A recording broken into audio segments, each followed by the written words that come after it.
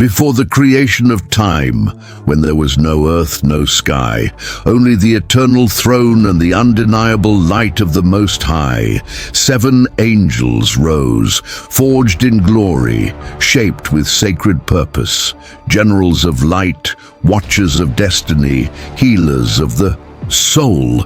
They upheld the balance between invisible realms until one of them fell, and what was once harmony became war. Among stars, fire, and shadows, a story was written, a story of loyalty and betrayal, a journey where the heavens whisper the names of their guardians, meet the angels of the Most High. Not every warrior bleeds, and not every battle is seen by human eyes. In the beginning of all things, when even time itself dared not move without permission, a figure rose at the center of the throne of fire. His name thundered through the silence of creation, Michael. But be warned, Michael is not just an angel. He is the supreme commander of the heavenly hosts, the archangel of war, the shield between light and chaos. His name carries a question that no enemy dares to answer. Who is like God? But where does this power come from? What has Michael witnessed behind the veil of eternity? And why is he feared even by the princes of the abyss? Michael does not fight for glory. He fights for order. With a sword forged from the living word itself, his blade cuts through spiritual realms and tears down invisible strongholds. His wings, wide as storms, cover entire legions of angels in formation. His armor shines like the sun of justice, but it is not a blinding light. It is a revealing one. They say that when Michael sets foot on a battlefield, even the winds kneel. And when he speaks, the heavens fall silent to listen. There are not enough human words to describe Michael, but the ancient prophets tried. They spoke of eyes like lightning, a voice like many waters, 4 wings etched with living inscriptions, and a presence that causes even the righteous to fall face down. Not out of fear, but out of reverence. Michael is the leader of the heavenly army. When portals between worlds open without permission, he is the first to cross. When darkness dares rise against the throne, it is his sword that answers. It was Michael who defended heaven when Lucifer rebelled.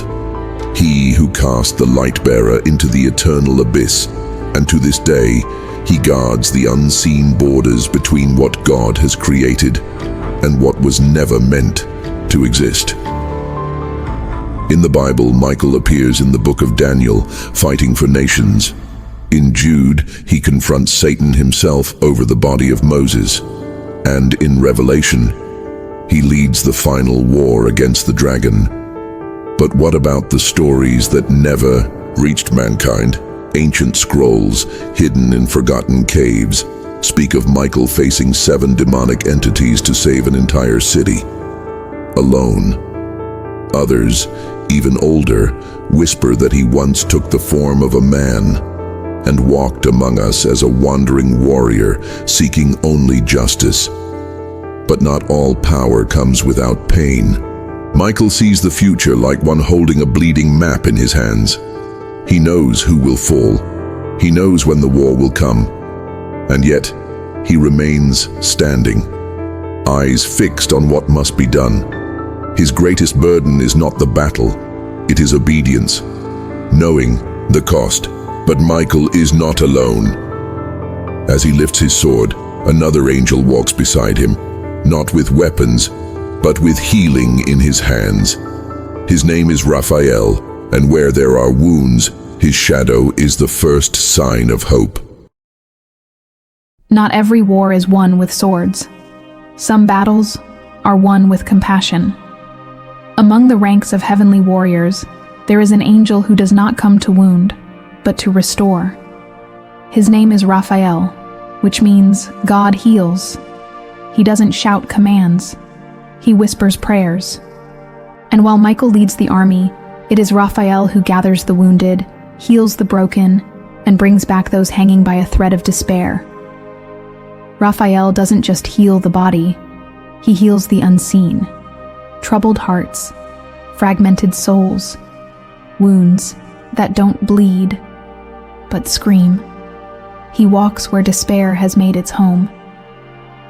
He enters houses filled with mourning. He touches the forehead of the sick, and time bows before him. His presence is like dawn after an eternal night. Raphael is gentle, light. His eyes shine like living emeralds.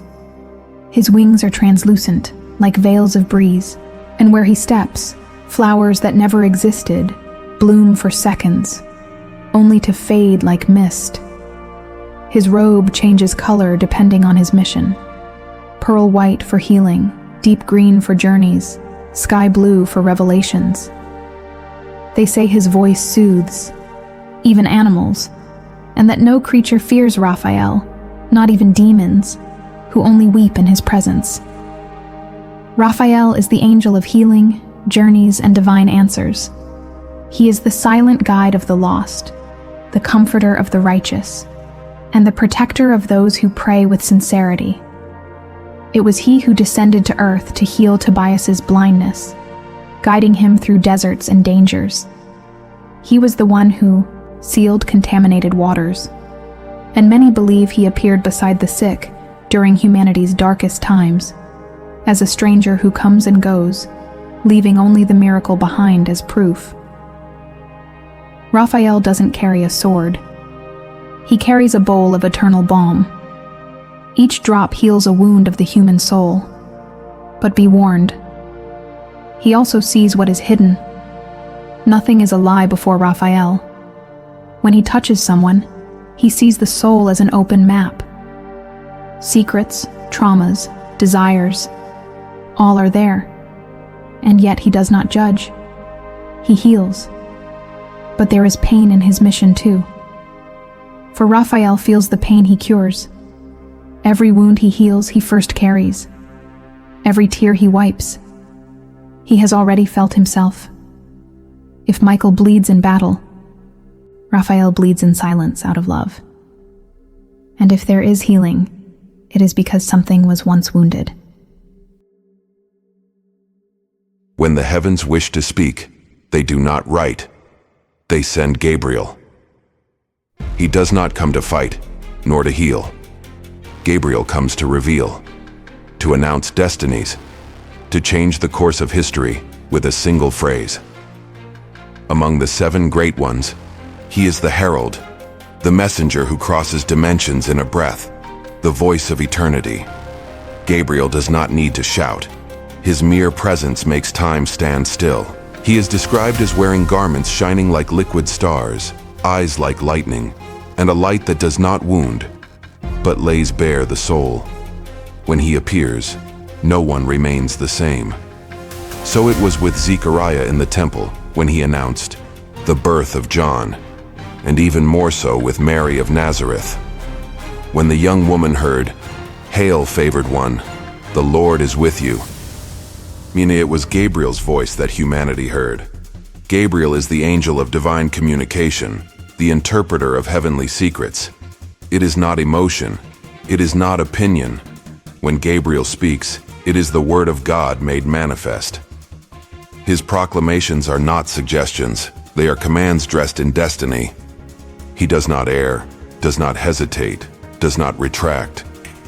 And it is said that before the foundation of the world, it was Gabriel who wrote the first heavenly decree. Gabriel is not always seen in the same form. At times he appears as a young man with deep eyes, radiating light, and at others, as a wise, silent elder. But when he reveals himself in his glorious form, he is like a living tower of fire and light, with wings that vibrate like distant thunder. His touch can open blind eyes, or blind those not ready to see. Few know, but Gabriel is also called archangel in ancient traditions. And though he wields no sword, his weapon is revealed truth. He does not wound the body, he confronts the spirit. and many fall to their knees not out of fear, but because his presence reminds them of who they are and who they were meant to be. Gabriel was there, in Eden, whispering the first judgments, in Babylon, interpreting visions for Daniel, in Nazareth, announcing the Messiah, and in many places where few recognized him, but heard his voice. Some say he still walks among us, not with wings, but with eyes that know too much.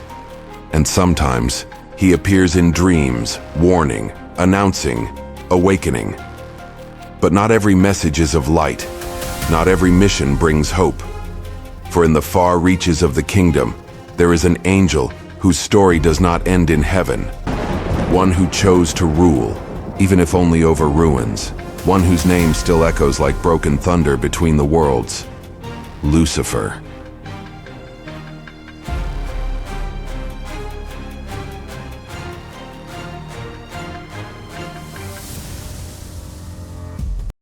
Before there was darkness, there was Lucifer, and before he was the enemy, he was the most beautiful among the sons of the dawn.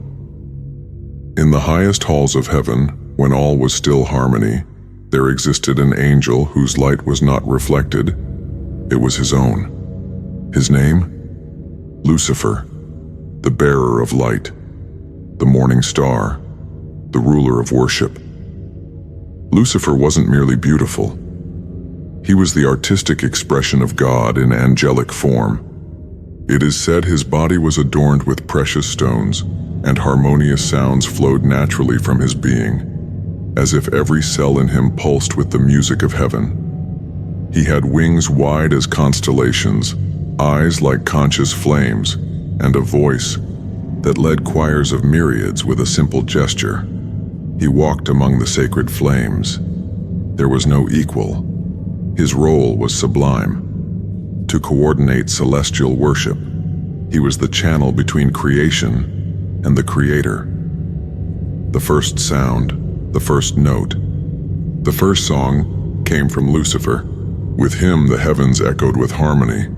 But where there is sound, and there can be dissonance, and where there is freedom, there can be choice. Lucifer did not fall suddenly. He slipped from within. His radiance became a mirror. His art turned into vanity. His role became a throne. I will ascend above the stars of God. I will be like the Most High. That was the thought that changed eternity. And in a moment that split creation, the angel of light became the source of darkness. When he fell, heaven trembled. Michael arose. The heavenly hosts aligned, and the throne did not waver. Lucifer was cast down with a third of the angels, torn from glory like lightning slicing through dimensions. His sound ceased. His light went out, but not his influence. For even fallen, Lucifer remained Lucifer, now crowned king over the void, Lord of deception, father of lies. He doesn't appear with horns, but with charisma, with arguments that dazzle, with promises that seduce. His greatest weapon, convincing the world he doesn't exist.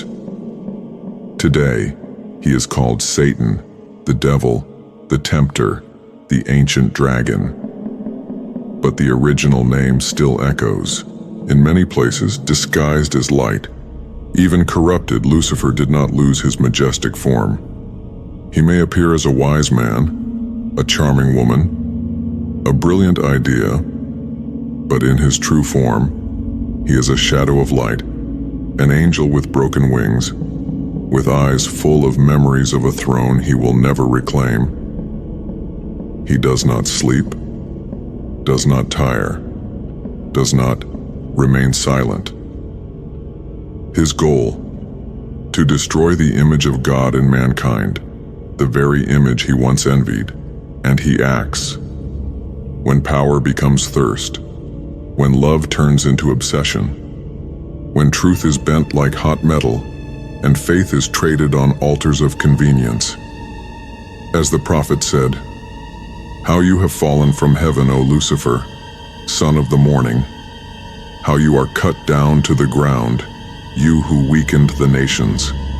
Isaiah 14:12. He has been in the palaces of kings, in the councils of empires, in ideas that placed men above God, and even today he walks among us, dressed in success, fame, reason, and vanity.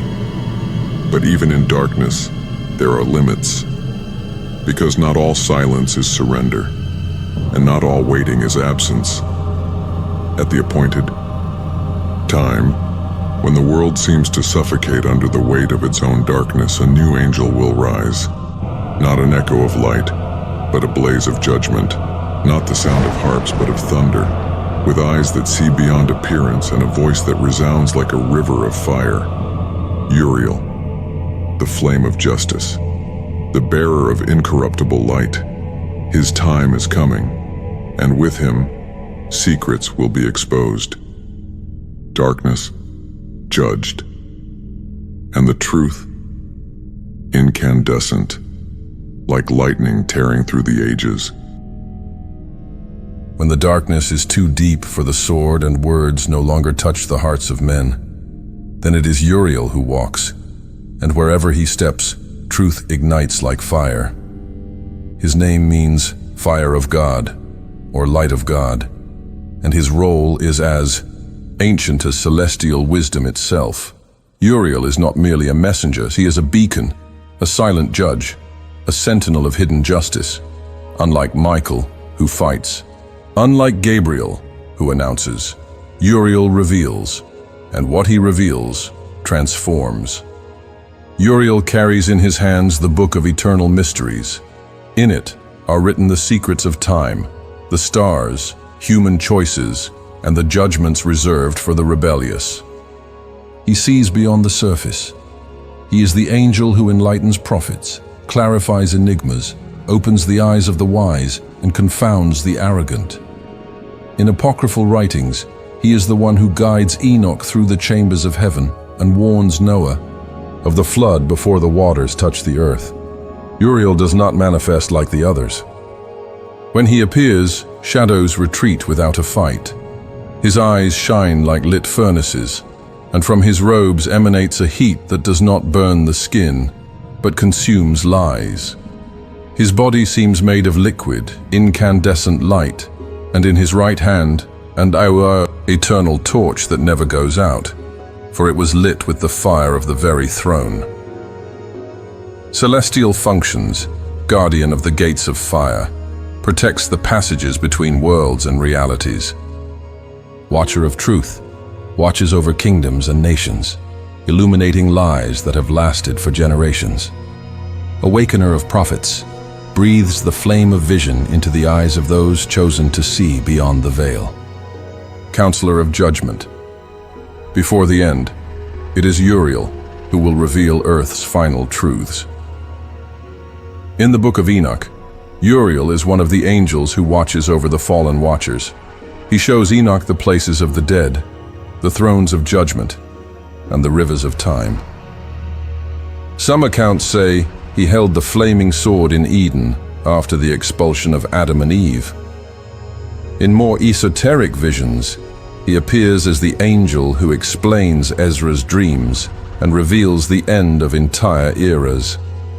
His greatest power is the revelation of what is hidden. He sees motivations, intentions, and threads of destiny. He bears the flame of judgment but acts only by the command of the Most High, for his role is to illuminate, not to execute. He is not easily invoked. Uriel responds only to the cry of truth. Lies repel him. Arrogance silences him. Uriel is the angel who walks among flames, not to destroy, but to illuminate what eyes refuse to see. And when he passes, nothing remains hidden, and in the celestial chronicles, his fire will be lit once again. For revelations are about to be fulfilled, and only he can show the way. There are moments when everything seems about to fall apart. One more second, a misstep, a word left unspoken, and the worst could have happened. But somehow, something stops it. Something shifts the course. It's in these moments, when the heart nearly stops and tears rise unbidden, that we feel maybe we weren't alone. Maybe an invisible presence touched us. When a car brakes just a second before disaster. When a child is saved from an unseen danger. When someone gives up on suicide because of a word heard at just the right time. Maybe it wasn't just luck. There is a silent force still at work. There are heavenly eyes watching every step. The angel of the Lord encamps around those who fear him and delivers them. In the cold hours of dawn, when someone prays without strength. In hospitals, where medicine fails and miracles happen. On empty roads, where someone changes their route and avoids the worst. They are there, maybe as a stranger who appears to help, or as a strong thought that stops a wrong decision.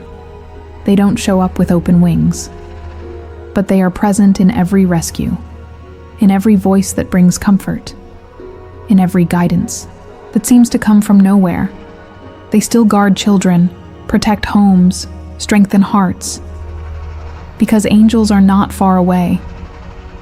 They are closer than you think.